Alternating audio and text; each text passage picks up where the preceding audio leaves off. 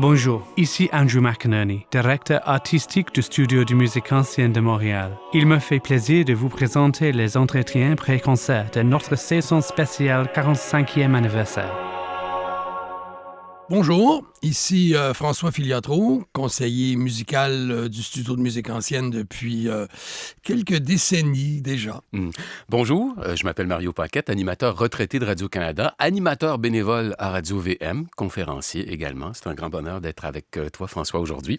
Merci. Alors, on est ici pour parler d'un des concerts du mois de mars du studio qui s'appelle Miserere en 4 temps.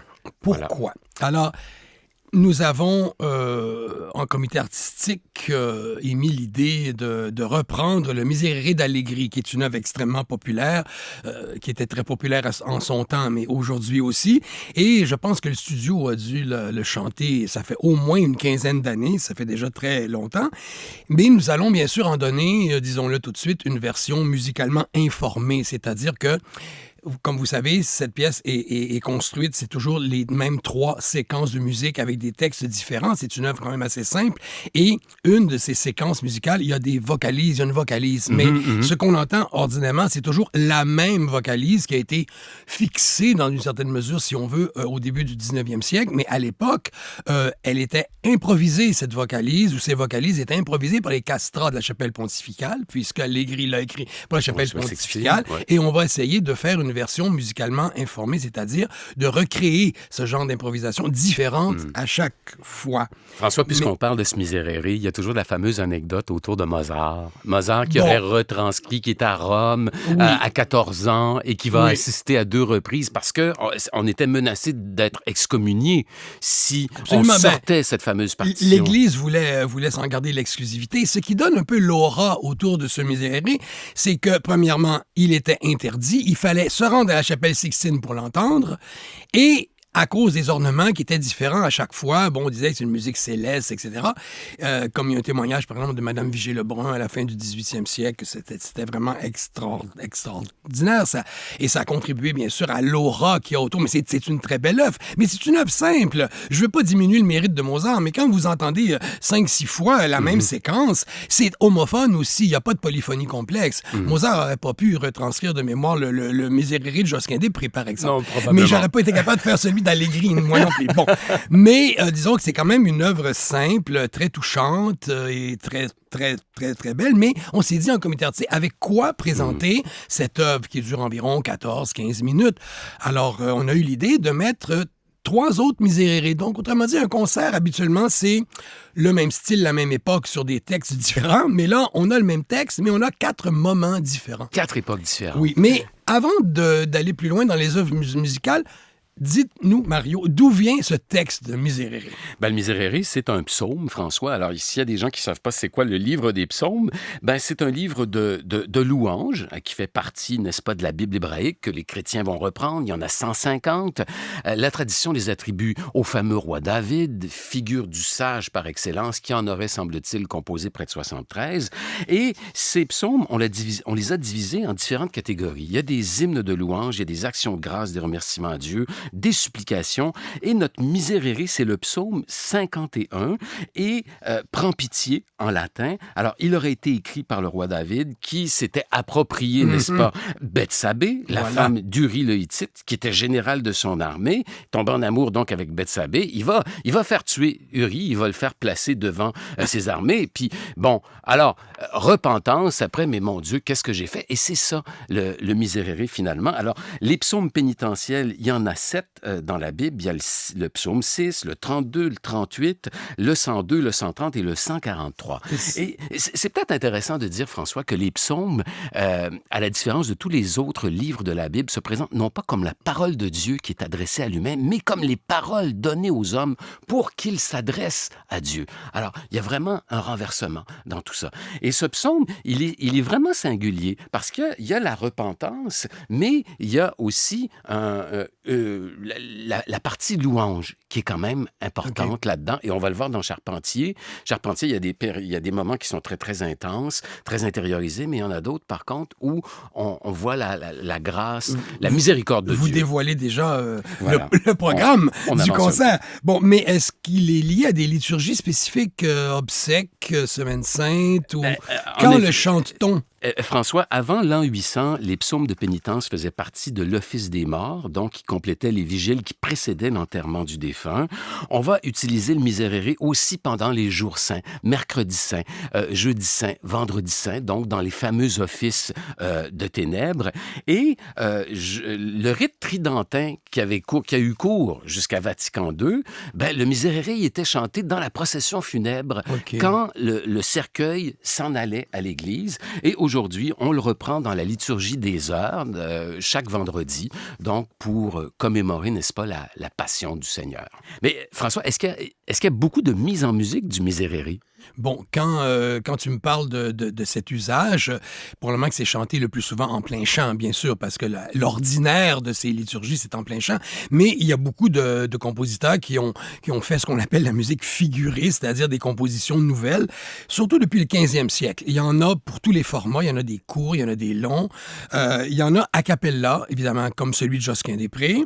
Il y a Thomas Tallis, Christopher Tye, Philippe de Monte qui en a écrit. Bon, il y en a aussi avec simplement basse continue. Celui d'Allegri est à 9 voix en 2 chœurs avec basse continue. Celui de Leonardo Leo est à 8 voix en 2 chœurs avec basse continue.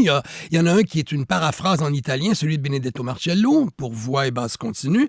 Mais il y en a avec orchestre complet aussi, comme celui de Lully ou de Lalande, tout ça. Mais au 19e, c'est pas une œuvre qui a été très souvent mise en musique, mais il y a des versions modernes comme Hendrik Górecki pour chœur a cappella, je pense, et Arvo Pärt plus orchestre. Alors, disons que c'est un... Mais je pense que le texte est intéressant pour un compositeur à mettre en musique parce qu'il donne l'occasion de beaucoup d'imagerie musicale aussi, puis le contenu affectif change beaucoup plus que le texte de la messe, par exemple, qui est beaucoup plus neutre. François, on a déjà abordé un peu le Miserere d'Allegri, mais j'aimerais qu'on parle de celui de Josquin-des-Prés, qui est quand même un chef-d'œuvre. C'est un des grands chefs-d'œuvre de la musique occidentale. Ça fait un peu peut-être pompeux de dire ça, mais c'est vrai, il est très long, il est en 3 sections, il est à 5 voix, il est écrit en 1504, au moment où Josquin est à Ferrare pour travailler pour Hercule d'Este. Il va écrire une messe aussi pour Hercule d'Este. Je me demande si Hercule d'Este, il faudrait que je vérifie, l'a commandé pour ses propres funérailles. C'est possible. L'œuvre est construite, évidemment, sur une mélodie de plein chant, mais c'est très curieux parce que cette mélodie de plein chant, qui est reliée donc à la psalmodie du psaume, là, c'est juste le début qui est donné à une des 2 voix de ténor, et juste le début, mais ça monte à chaque répétition d'un ton de la gamme. Donc, c'est répété 8 fois en montant, 2e section 8 fois en descendant, puis 3e section 5 fois en montant. C'est très étrange comme procédure, mais c'est un chef-d'œuvre absolument exceptionnel. Et déjà, chez Josquin, il commence à y avoir un peu d'expressivité dans la polyphonie. C'est une écriture très savante, mais qui est passionnante. Oui, c'est très savant, mais il y a une limpidité. Il y a quelque chose de direct aussi. En fait, c'est un des chefs-d'œuvre de Josquin-des-Prés aussi. La particularité du programme, François, tu nous l'as dit au début, c'est d'aller dans différentes époques. Voilà. Et il y a le Charpentier, le Miserere des Jésuites, de Marc-Antoine Charpentier, qui est l'un des 4 que Charpentier a composé. On pense qu'il y a une première version vers 1685 qui va réviser par la suite. Et là, il y a des instruments.